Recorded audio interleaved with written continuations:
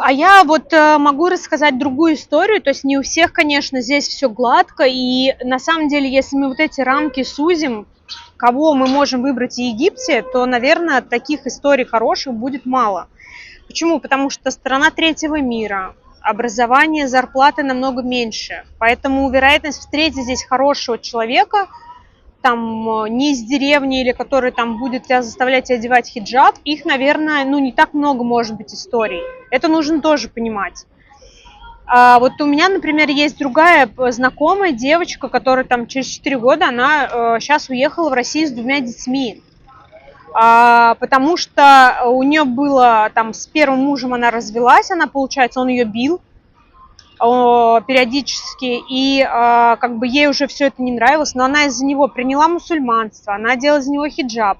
А прошло лет, наверное, 5, она говорит, да я устала ходить в хиджабе, я хочу купаться в бикини. То есть, ну, это говорит о чем? О том, что если мы к этому с детства не привыкли, конечно, нам будет тяжело перестроиться, или в какой-то момент мы можем вернуться там к тому, что нам нравится. И как бы в итоге они там начали разводиться, он оставлял пособие только на одного ребенка, причем очень маленькое, они как бы не понимают, что детям там нужно больше, или он считает, ну что, у него есть мама, пусть типа идет работает. И так получилось, что она встречается с другим парнем и беременеет от другого парня очень быстро.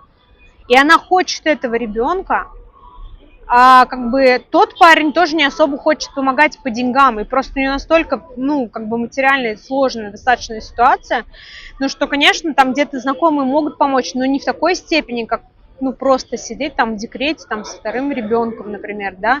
Естественно, первый муж там иногда палки в колеса ставил, что ему не нравилось, что она тут какую-то новую там жизнь свою завела. Ну вот, но причем я могу так сказать, что она говорила, что он ее бил с самого начала практически. Но она так хотела вырваться и уехать сюда, что она это принимала, видите?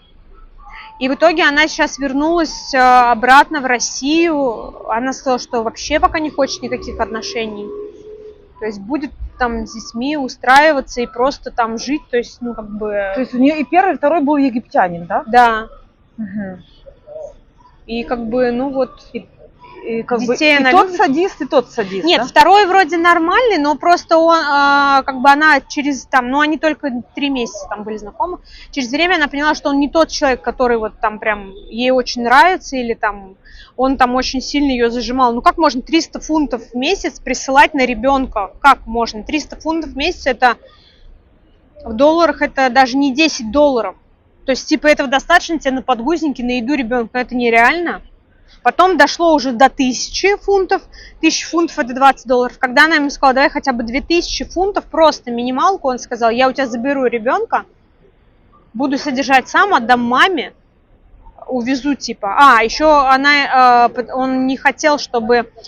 Он ей предлагал переехать к нему туда, в Каир, типа он живет в Каире, но без старшей дочери.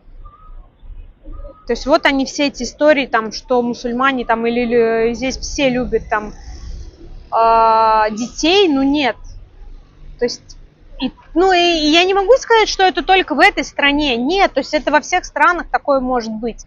Просто вот так ситуация сложилась у нее, что она встретила там одного, второго, и вот сейчас она вернулась домой. Но мне, конечно, да, я читаю эти истории, я смотрю, потому что всегда в таких историях можно чему-то поучиться, может быть, где-то какие-то сигналы будут, чтобы как-то в какой-то ситуации по-другому, да, поступить, чтобы предотвратить там такую ситуацию, да, там, или обезопасить себя. И я понимаю, что такое может быть в любой стране, у нас тоже там в России много девчонок, кто сами, да, там воспитывает, например. Это не только здесь.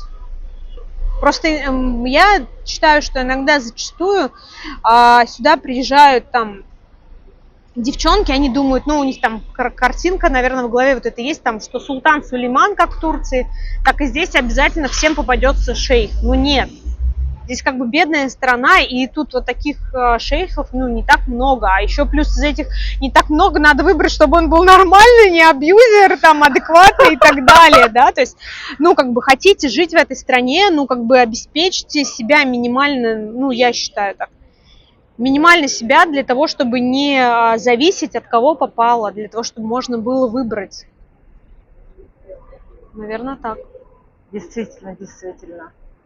Да, тут вообще, чтобы найти нормального человека с деньгами и еще психически здорового, это почти что нереально. Ну, вот я поэтому говорю, что круг на самом деле очень сильно сужается, но с другой стороны здесь много удаленщиков, да, здесь, ну, как бы Египет классная страна для того, чтобы... Вот я просто в России в офисе работала, и у меня был мир весь офисный. Я читала, что все люди работают 5 дней по 8 часов, что жизни другой нет. И для меня было странно, если человек не работает каждый день. То есть сюда, приезжая в Египет, я понимаю, что здесь вот больше предпринимателей, какие-то есть удаленщики, кто-то строит бизнес. Ты можешь научиться у них, потому что каждый египтянин, он по-своему бизнесмен. Ну, как бы, да, он там может там одному продать кактус за 10 фунтов, а второму этот кактус за $10, да, то есть это как бы разница в 1000%. Поэтому как бы у них можно поучиться бизнесу, это классно, это классный мир, чтобы выстроить там, перестроить свою жизнь там другим образом, если тебе интересно жить на море. Но уровень просто образования здесь, ну, конечно, многие все равно там относятся к туристам как к туристам или как к кошельку, наверное, да, то есть поэтому, конечно, нужно отношения, ну, проверять. А как вот, например, ваши там другие подруги живут? Вот, кстати, у меня тоже у меня нет каких-то супер положительных историй, если честно, то есть как бы, нет, у меня есть там девушка, она там уже 20 лет здесь живет, как бы в целом, ну, в целом неплохо живет, но тоже есть какие-то ситуации там, да, то есть она говорит, что там не всем она довольна, и она не хотела бы тебе рассказать, потому что у нее не самая счастливая жизнь там, да, например, ну, к примеру, там, не как она с шейхом живет. А вторая вот у меня девочка, она там до этого все говорила, я не хочу замуж, я не хочу замуж, я не хочу замуж. Тут я ей звоню, она говорит, слушай, меня не выпускают из дома, то есть у меня новый мужчина, он меня обеспечивает, но он мне не разрешает встречаться с подружками. А они как бы 2 месяца вместе. И уже не разрешает, да? А я вот здесь, я вот здесь рядом мимо нее хожу, и я не могу с ней встретиться. Да Мне что? хочется ей прокричать, а зачем ты это выбираешь, зачем? Ну ты как бы в принципе, у тебя есть там какая-то работа, у тебя есть свой заработок. Зачем ты идешь в такие отношения? Но я не могу в это лезть, наверное, это не совсем мое дело, видимо, это ей нужен этот опыт. Я не знаю, но я не понимаю, зачем ты идешь, ну как бы, чтобы что? Чтобы тебе еду покупали или что? Ну да, действительно. Ну как бы она говорит, ну зато мы там ездим там часто куда-то отдыхать там или куда-то еще что-то. Ну блин, а то, что ты не можешь встретиться иногда, мы же не каждый раз встречаемся. Она гуляет просто, ну вот, идет? Одна, я даже не знаю, гуляет она. Да вы что, то есть все время с ним, да? Ну она говорит, ну она мне так ответила. Я один раз просто была рядом в этом районе, где она живет, я говорю, давай встретимся. То есть, если я здесь где-то рядом, я звоню там, да, девчонкам, там, например, давай встретимся, если я в одном районе, в другом районе другой девочке звоню. Она мне сначала сказала, я на пляже, я не могу. А потом она мне пишет сообщение. Я в золотой клетке, так скажем, то есть он меня никуда не выпускает. Я говорю, хорошо, где ты находишься, скинь мне локацию, чтобы если что-то, чтобы я буду тебя периодически просто проверять, чтобы у тебя все было нормально. Она говорит, ну я там же, где я жила, просто вот мы сейчас живем с этим молодым человеком. Ну это вот из серии, когда девчонки, вот я слышала, вот, кстати, еще хотела добавить, но если вы приезжаете в чужую страну, выстроите коммуникацию на улице. То есть не приезжайте к мужику, чтобы вот сразу в его дом, вы можете себе позволить гостиницу, квартиру снять на месяц и так далее. Обзаведитесь здесь какими-то новыми знакомыми, а не так, что вы приезжаете, он вас к батарее пристегивает. Есть же такие, да, истории вот эти, а там потом найти не могут. А что вам мешало потратить? У вас же были деньги 100%, вы просто решили такие, ну зачем? Я за счет мужчины. В основном вот это вот девчонкам, мне кажется, руководит. Ну да, вот была же история в Каире, как он ее заморил голодом, и потом уже отправили маме в Москву, там она весила что-то 40 килограмм, и потом уже в Москве в больнице умерла от истощения, то есть врачи не смогли ее. Как можно приезжать в чужую страну, не наладить коммуникацию в этой стране? Ну, вот она я в Каире не понимаю, жила, в Каире. Да. Она же, это же другая страна, Хурга, Египет. Это не деревня какая-то, блядь, которая, извините, у вас рядом там, да, и вы приезжаете туда погостить. Вы едете в другую страну, конечно, там другой менталитет. Там могут быть, вы не знаете, что это за люди. Вы едете Ну, к я думаю, что это незнакомому дело в мужчине. том, что, как бы, наверное, просто то, что попадают очень часто на психически больных людей. Ну и просто девчонки такие, ну как бы как вот ты можешь просто ехать к незнакомому человеку в другую страну, который не разговаривает с тобой на одном языке, у тебя сразу изначально проблемы с интернетом, с коммуникациями, потому что ты не в своей стране. Ты не можешь сама себе положить денег онлайн, не всегда, да, вот как у нас сейчас банки не работают здесь, да, там я не могу там даже себе на египетскую связь, я сама себе деньги не положу. Как вы можете так ехать и вот потому что вас там пригласили или еще что-то? Или как вот сколько историй, когда... вот мне, кстати, изначально я тоже, когда ехала, я читала и истории, я слушала о том, что говорят вокруг. Мне, например, сказали, никому не говори, если ты хочешь купить здесь квартиру. Я сначала думала, что это прикол какой-то. Типа, почему? А потом я узнаю просто, что кто-то даже в аэропорте знакомится. Вот только ты не вышел еще на улице аэропорт, ты уже с кем-то познакомился, тебя предложили довезти, ты садишься к этому человеку, а ты ему уже успела рассказать, что я приехала в Египет купить квартиру. Естественно, тебя просто раскручивают на все деньги. Любовью, ну как бы любовью, которая тебя окутывает, ну как бы как вот можно чужому человеку, то есть как бы нужно понимать, что здесь даже карточку в руки нельзя, то есть они здесь вот, например, ты карту им показываешь, что хочешь оплатить картой, да? У нас там дома, например, никто у тебя из рук ее не выхватит, потому что, ну, как бы это не твоя карта, да? А здесь у них есть такое, что да, я сам тебе оплачу, ой, а ты забыла там, например, да, и там тебе ее не отдали. То есть у них уровень бедной страны, и, естественно, они думают, если ты иностранец, у тебя изначально больше денег. И если у тебя, у иностранки кто-то что-то возьмет, от тебя не убудет, ты еще привезешь, потому что есть у тебя папы, мамы, работа какая-то и так далее. И тут нужно это понимать, что есть вот эта ментальность, конечно, страны третьего мира. Да, она прекрасная, она удивительная, она солнечная. Но нужно понимать, что, как в любом курортном городе, если ты в Сочи приедешь, тебя могут кто угодно обуть там, да, из кармана у тебя что-то вытащить. Так и здесь. Что нужно как бы, ну, остерегаться этого. И я слушала разные истории, там, например, одна мне рассказывала, там, что вот у нее такой прекрасный мужчина, он и там и постоянно что-то покупает, и там в кафешке, и все там, как бы ей заказывают всегда еду на работу, чтобы ей там не было скучно. И мне вот эта подружка, которую сейчас закрыли, говорила, что ой, а твой там не особо тебе что-то не помогает, должен больше помогать. Я говорю, блин, зато я независимо ни от кого. Да, то есть да. изначально, да? Да. Зато я не, как бы, ну, я живу, я могу себе позволить здесь жить, находиться. И как бы сейчас я совершенно понимаю, что я сделала правильно, что я, ну, как бы не ушла на какое-то полное обеспечение, непонятно к кому, потому что, например, первый встречный тебе предложил там замуж выйти, а замуж тебе здесь могут очень быстро предложить выйти, там через неделю ты можешь уже выйти замуж, даже официально. Ну, я думаю, да, чем больше зависимости от мужчины, тем больше будет абьюза. То есть, когда ты независим, совершенно другое отношение. Да, конечно, потому что все равно вот эти, видимо, границы у них стираются, они как бы думают, что все, если у тебя полный контроль, значит, я могу делать, что хочу. То есть они так... Никуда не денешься. Да, так и есть. Другая история была такая, что девочка просто египтянин с египтянкой. И я понимаю, что многие девчонки просто сами не готовы отдельно жить, они не готовы материально. Я считаю так, ты подготовься материально. Хочешь жить в другой стране, подготовь себе базу. Иди аниматором работай. Все включено, пожалуйста, тебе есть проживание, есть питание. Правильно? То есть, как бы, и живи в теплой стране, и уже смотри дальше там. Копи себе на квартиру какую-то или еще что-то. То есть, ну, как бы, вот она там жила с этим египтянином на полном его обеспечении, да, там.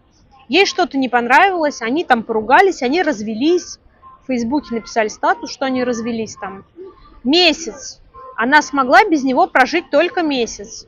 Потому что ей надо было каждый месяц, один месяц она заплатила за квартиру, как бы за питание. На второй месяц она поняла, что ей или не хочется, или не так-то уж все и плохо было, что она вернулась опять к своему мужу. А муж ей до этого уже стал говорить, да хватит ходить там в рестораны, или пить там, или вот это переодевайся. И все, так они и живут счастливо, наверное. но она как бы к нему вернулась. Потому что сама она не вывозила элементарно как бы, ну, проживание и питание. И как сейчас живут? Ну, я вижу, что они живут, но просто они как бы перестали ходить там, например, в ресторан. Перестали, да? Перестали ходить в ресторан. Может быть, ему это не нравится, как она себя стала вести, потому что много людей вокруг, не знаю. Ага. Ну, как-то вот она там не сильно... Раньше она была более веселая, сейчас какая-то стала как будто бы поникшая. Ну, это да, это нормально. То есть, Это обычный процесс для Египта. Уже ресурса мало осталось, уже затюкал дома, запугал. хотя вроде бы у нее была там какая-то работа онлайн, родственники. Но, видимо, она выбирала вот... Я не знаю, как так можно... Ну, смотрите, мы разговаривали про как бы взаимоотношения именно любовные, да, то есть, так скажем, там, любовь-морковь. Но есть другая сторона, есть сторона денежная. У нас, по нашему менталитету, это у нас как бы должно быть все совместно. Здесь мы находимся в другой стране, ну и вообще я считаю, что денежные вопросы должны быть отдельные. То есть есть очень много историй, как бы, когда я их слышу, я понимаю, что любовь любовью, а бизнес отдельно. Да, там вложения отдельно, квартиры отдельно. То есть это не то же самое, потому что это может все закончиться очень быстро. Как бы поэтому вот, например, истории, которые я слышала. То есть я слышала, я не знаю этих людей лично, я просто слышала эти истории. Там, например, женщина хотела купить квартиру, приехала с агентством, посмотрела квартиру, все там сколько-то поездила. В этот момент она тут же знакомится там с мужчиной Хабиби, может, они там переписывались с ним неделю или сколько-то. Может быть, они уже живут вместе. Она им отвечает: ой, девчонки, я у вас квартиру покупать не буду, я виллу нашла, мне любимый нашел за эти деньги виллу. Агенты понимают, что как бы виллу за эти деньги купить нельзя. Но даже если это людям сказать, ну даже если ты это говоришь, не всегда тебя будут как бы слушать, да, то есть все думают, что нет, мне просто хорошо повезло, да, как мы иногда видим какое-то дешевое объявление, там, очень дешевые квартиры, там, сейчас за 5000 долларов, там, за 10 не купишь, но если мы это видим, мы думаем, нам просто повезло, там, например, да, а по факту это какая-то странная история. В итоге она говорит, что он мне нашел виллу за эти деньги. Она живет год на этой вилле, через год он пропадает, оказывается, что контракт у нее на аренду этой виллы на год, а не на продажу, а денег все нет больше. И они же не думают, что это были твои последние деньги, они искренне уверены, что у тебя еще есть. Ты просто приехал одну из квартир купить. То есть как бы они искренне думают, что они сейчас сделают бизнес, и тебе как бы и ты здесь покайфовала, а то, что у тебя может быть это последние или единственные, ты уже не работаешь, ты уже живешь в Египте, и не факт, что ты сможешь, они этого не понимают.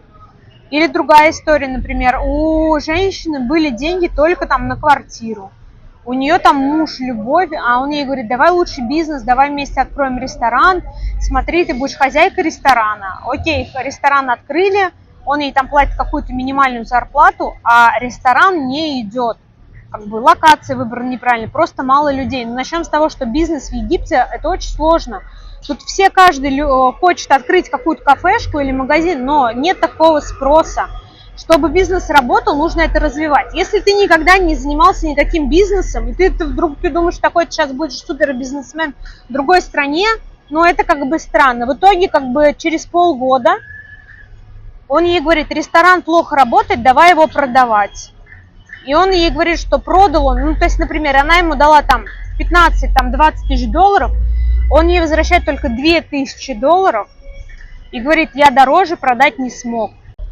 И через полгода они в этом ресторане работают, она там выкладывает рекламу, он ей там дает какую-то минимальную зарплату, и бизнес не идет. То есть через полгода он ей говорит: бизнес не идет, прибыли такой нет, давай продавать. Она вложила туда 15 или там 20 тысяч долларов, то есть у нее были деньги на квартиру свою. В итоге он ей возвращает, он говорит: я дороже не смог продать, и отдал ей только 2000 долларов. Она сейчас живет где-то в другом месте, просто где-то работает, естественно, она живет не в своей квартире, потому что у нее деньги были, ну, они иногда не понимают, что мы из маленьких городов, Может быть, это все деньги, которые у нас были, да, там наследство какое-то или еще что-то, мы продали там. И мы же иногда, мы же русские, например, любим шикануть, приехать такие. Ну вот я никогда не жил, сейчас куплю самую хорошую квартиру, чтобы мне на всю жизнь. А получается, что вот она вообще ничего не купила, осталась без денег, как бы без квартиры. Это о чем говорит? О том, что люди тоже не вникают там, как лучше инвестировать, да, например, деньги, а просто едут, ну, как бы по наитию, как делали все раньше, да. То есть, как бы, могла бы, например, на 16 тысяч купить одну квартиру, сдавать ее, и у нее был постоянный доход. А она бизнес свой открыла, но вот осталась в итоге без ничего. Вот другая история недавно была у нас. Девушка, он там, типа, любовь, морковь, он ей говорит, давай помоги в мебельный магазин вложить деньги. Она ему отдает $12 000.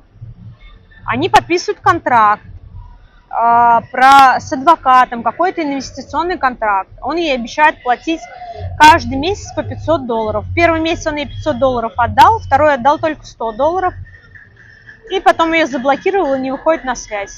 И когда знает, что она приехала, закрывает магазин, вообще не появляется в магазине, приходит она к его родственникам, она знает его родственников, а родственники ей говорят, ну у вас же любовь, а зачем, при чем тут деньги, зачем ты с него спрашиваешь? Так она, наверное, хотела на эти деньги жить, арендовать другую квартиру и жить, а не так, что она отдала и ничего взамен не получила.